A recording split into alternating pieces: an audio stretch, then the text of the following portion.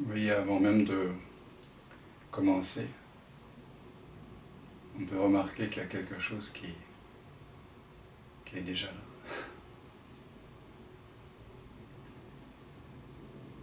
Qui n'est pas quelque chose. Et qui n'a ni commencement ni fin.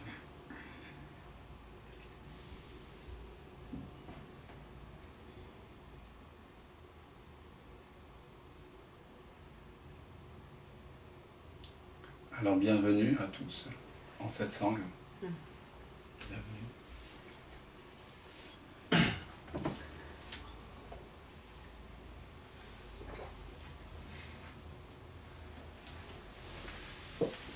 On va donc pas cesser de pointer vers ce silence qui est déjà là, vers cette présence qui est déjà là pendant 9 jours ensemble.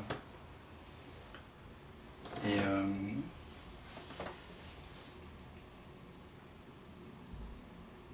peut-être on peut déjà faire un petit tour de... On n'est pas nombreux.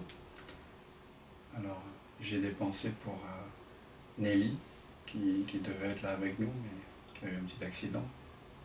On est là avec toi dans le cœur. Et puis pour Thierry aussi. Mais nous pourrions peut-être faire un petit tour de juste vous présenter à nouveau. Et puis si vous en avez envie, peut-être dire quelques mots, mais juste si ça vous vient. Pour voir si il y a quelque attente. Voilà. J'ai un élan de partager ça.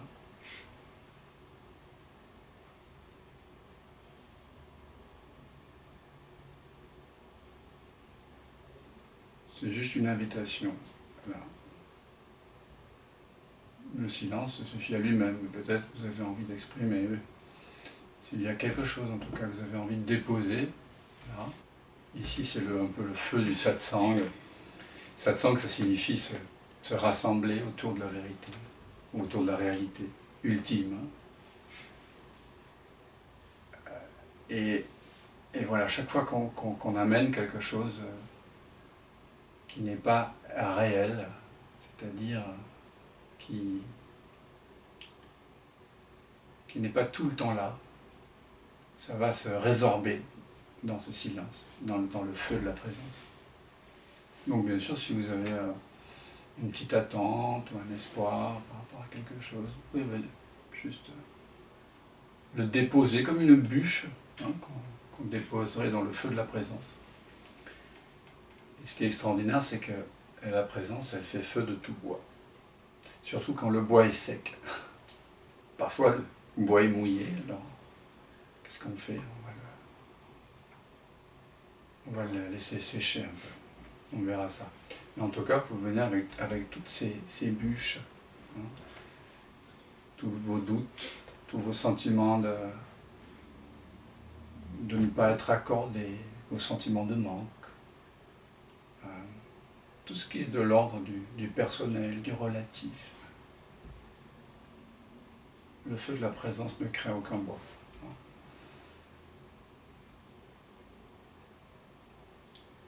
Au pire, ça met un peu plus de temps à brûler s'il est un peu mouillé le bois, mais il finit par être consumé dans un grand brasier d'amour.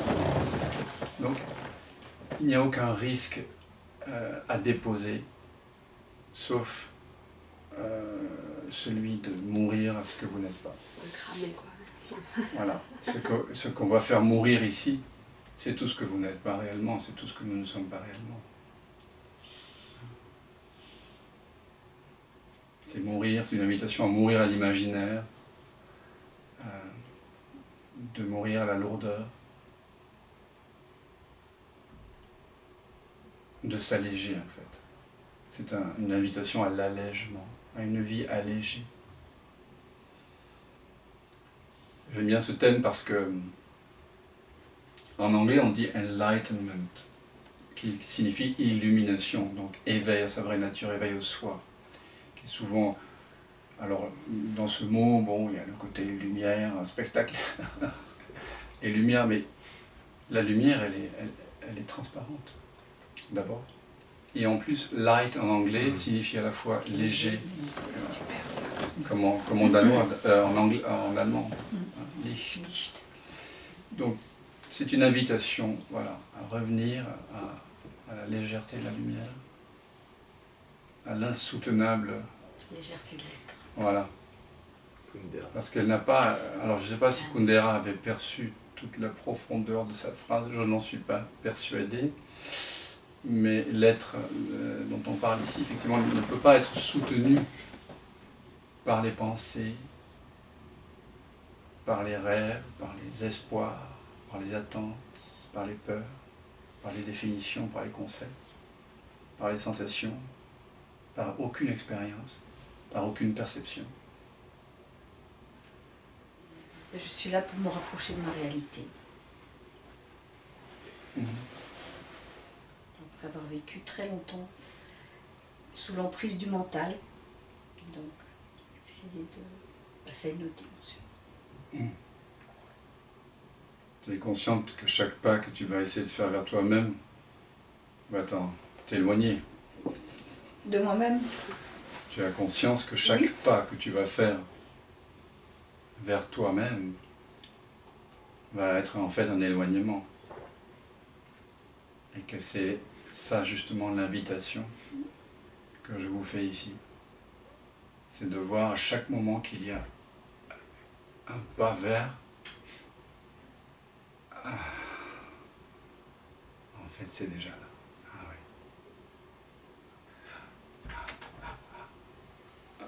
Ah oui, c'est déjà là, en fait. Merci, Annie. C'est important de partager. C'est important de vous rendre vulnérable. Hein. Cette vulnérabilité, cette mise en vulnérabilité, c'est la plus belle des choses pour moi, c'est ce qui me touche le plus. Il y a un chantre canadien que j'aimais beaucoup, Leonard Cohen, grand musicien. Et il se trouve d'ailleurs qu'il a eu un parcours spirituel, enfin il a eu un parcours multicolore dans l'alcoolisme, dans l'amour, dans l'aventure de la vie. Il a vraiment goûté. Et puis à un moment donné, à force de haut et de bas et de déconvenus, il a été attiré vers l'expérience zen. Et je crois qu'il a été moine zen dans les années 90. Et puis il a vécu même 2 ans dans la voie du Rinzai zen. Et puis il est allé rencontrer le traducteur, disciple qui s'est réalisé, de Nisargadatta Maharaj, qui s'appelait Ramesh Balsekar. Il est allé le rencontrer à Bombay et il a eu plus que de grandes ouvertures sur sa vraie nature. Et là, il a écrit des chansons, il est revenu avec un album assez étonnant. Je crois que ça s'appelle 10 Songs. Mais, on va voir. Et il y a une des chansons où il dit There is a crack in everything. Il y a une fêlure dans chaque chose. And light only comes in through the crack. La lumière n'entre que par la fêlure. Donc cette mise en vulnérabilité, c'est vraiment très très précieux. J'ai juste pas compris, plus tu te rapproches, plus tu vas t'éloigner. C'est-à-dire que, en fait, ce qu'on va partager ici, mais là déjà je me situe déjà, c'est la conscience qui parle à la conscience. On va réaliser que nous sommes déjà ce que nous cherchons. Ça, je suis d'accord, mais j'ai pas compris le truc de s'éloigner. Donc Annie disait, je veux me rapprocher de moi-même. Ouais. Quand on veut se rapprocher de quelque chose, ça veut dire qu'on s'en croit éloigné. Ah ok. Et donc si tu fais un pas pour aller vers quelque chose, ce quelque chose, consciemment ou inconsciemment, est une mémoire ou une représentation. Ça ne peut pas être cet être La quête nous éloigne parce qu'elle nous amène ailleurs. Voilà, alors ça ne veut pas dire du tout qu'il n'y a... c'est un paradoxe en fait. on va danser sur les paradoxes ici. Donc ce sera des rappels incessants. Nous ferons des pratiques, mais chaque pratique que nous ferons ici n'est pas une pratique où vous vous considérez comme quelqu'un devant aller vers quelque chose, ou devant réussir quelque chose, ou se concentrer sur quelque chose. Chaque pratique sera une invitation à redécouvrir que vous êtes déjà ce que vous cherchez. Voilà. Merci. Ouais, bah, je vais enchaîner. Je crois que mon premier élan de venir était basé sur une attente de ah, mais ça va m'aider à clarifier, à savoir ce que je veux, blablabla. Et donc c'est pour ça que j'arrivais pas à venir. Et puis quand j'ai tout lâché, et que je suis allée écouter aussi toutes les parts de moi qui avaient de la résistance à venir, et que je les ai entendues, et ben le pur élan de joie de venir est ce qui est resté. Donc hier sur la route, en plus il y avait un gros accident, j'étais arrêtée longtemps, c'était intéressant, je regardais, tiens. Et en même temps la route était très fluide, j'étais épuisée, puis en fait à un moment comme je me suis abandonnée, non mais l'élan me dit d'aller à Paris, donc je vais à Paris, c'est comme si ça se faisait malgré la fatigue, malgré moi, et que ça conduisait. Mon vrai élan, c'est que je voudrais dire oui à tout dans la vie, en fait. Je vois que je dis souvent non, que je voudrais pas que les choses se soient passées comme elles se sont passées, que je voudrais pas que les gens soient morts, que je voudrais pas ceci. Et au fond de moi, ce qui brûle, c'est que je voudrais juste vivre en disant oui à tout.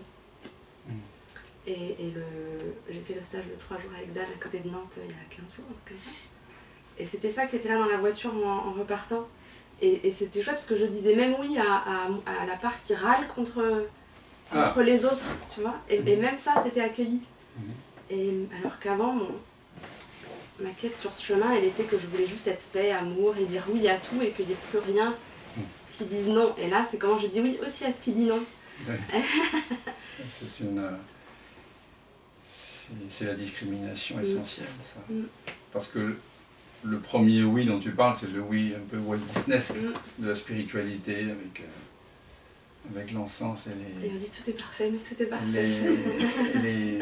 les orchidées. Mais la vraie méditation, c'est être. Et cet être inclut tout. Ouais, merci. C'est une sacrée prise de conscience que tu as eue là. Ouais, non mais j'étais arrivée On the road. Au stage il y a 15 jours en feu, là, énervée comme tout, il y a plein de choses qui brûlent. Et là, tu vois, je touche aussi ces derniers temps que ma quête de professionnelle, de réalisation, de je ne sais quoi, de faire, parce que c'est ça, il y a un paradoxe intérieur qui est, il y a un élan d'œuvrer, de contribuer à quelque chose. Ouais. Et la tête récupère le truc en mode oui, mais alors qu'est-ce qu'on fait, blablabla. Ouais. Et c'est comment je laisse cet élan prendre vie, mais sans attente de résultat, et qu'il doit y avoir un faire qui ressemble à quelque chose. Ça c'est c'est ça qui est là en ce moment. Le grand enseignement de Krishna à Arjuna, quand dans la Bhagavad Gita, c'est la voie du karma yoga, c'est-à-dire c'est l'action sans acteur. C'est-à-dire l'action s'accomplit, mais sans désir de résultat, sans que tu veuilles un retour sur investissement, sans t'affliger d'un ratage et sans te réjouir d'une apparente réussite. Et Krishna me disait le plus, quand on voit l'action dans l'inaction et l'inaction dans l'action, voilà le plus sage des hommes ou des femmes. Ouais, En fait, on prend souvent les choses à l'envers. On veut faire du bien au monde, mais on n'a pas découvert qui on est. Et souvent, on découvre que ce bien qu'on veut faire aux autres, c'est pour réparer des choses, des sentiments de manque.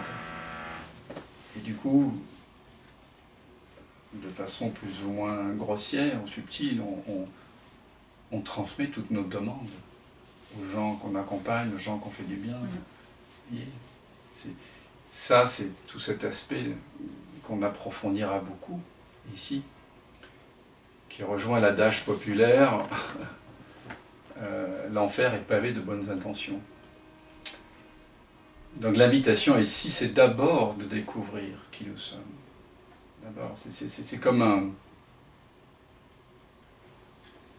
C'est le début de tout.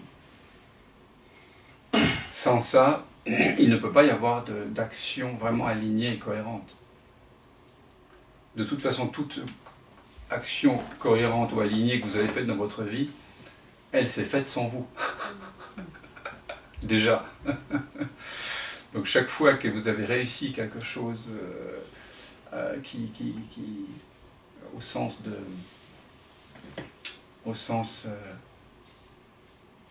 profond, je veux dire, réussir, c'est-à-dire qu'il y a eu un bien-être à la fois pour vous et pour l'environnement, dans les actions qui ont été les vôtres, c'est quelque part que vous étiez dégagé d'attente. Donc ça, on explorera beaucoup ça. Mais déjà, tu as ce pressentiment en toi, quoi, qui te... C'est ma quête ultime d'être au service avec un grand S. Je te disais, je suis beaucoup Grégory Mutombo et c'est à la fois ce qui m'attire chez lui et qui me fait peur quand à 20 ans, 21 ans, il est en haut de cette montagne et qui demande en prière comment est-ce que je peux être le plus utile et au service de l'amour dans ce monde et que ça lui dit engage-toi dans l'armée et qu'il y va et qu'après il a ce moment d'éveil, il dit quand il voit des bouts de corps voler sur des scènes de guerre et que là il voit et vit dans chacune de ses cellules que tout est amour. Et moi je tremble en mode oui je veux bien dire que je vais être au service mais je veux pas faire de trucs difficiles comme ça. Et voilà, je vois bien que je suis à 99% en mode oui je vais être au service mais il y a 1% qui est en mode oui mais quand même je veux vérifier avant ce que ça va être et je voudrais être à 100%, ma quête elle est plus... Alors pour être à 100%... à une quête. Oui, alors pour être à 100%, il faut se retourner vers ce que tu es vraiment. Parce que ce que tu es vraiment dit oui à tout. Voilà. Et ensuite, de ce retournement vers ce qui dit oui, eh bien le corps, naturellement, se dirigera vers une action ou vers une autre. Si tu as, comme Grégory, des capacités militaires et guerrières et un goût pour ça, tu iras vers ça. Mais si tu as des dons de jardinage ou je sais pas d'architecture, tu feras des maisons ou des jardins en relation avec ça. Et si tu as un don pour être maman, ou pour, voilà, ça s'exprimera comme ça, et par plein de biais. Par plein de biais. Mais souvent, quand on veut faire quelque chose pour le monde, on a des idéaux comme ça en tête. Et on a des idéaux de forme et conditionnés, quantitatifs. Et ça c'est assez misérable finalement, parce que souvent, on finit... Il y a un tel fossé entre ce que l'on voudrait faire et ce qui est possible, qu'on crée une souffrance insupportable. La souffrance, c'est la différence entre ce que l'on voudrait qu'il soit et ce qui est. La non-dualité, finalement, c'est revenir à la réalité de ce qui est là. C'est regarder de quoi il est capable, ce corps. Quelles sont les études qu'il a faites, quelle est sa sensibilité, avec quoi il résonne, quelles sont les musiques qui le touchent, quels sont les paysages qui le touchent. Est-ce que la manipulation de l'argent, les comptes, ça peut être intéressant. Il faut regarder si vous êtes fort pour la finance, pour l'investissement, pour l'entrepreneuriat. C'est comme ça que ça va se faire. Et si vous êtes très fort pour communiquer avec les arbres et faire des cabanes dans les arbres, vous vivrez peut-être comme ça. Qui sait? Et c'est assez mystérieux. C'est totalement mystérieux même, les voies que ce désir profond d'être au service de la vie va prendre.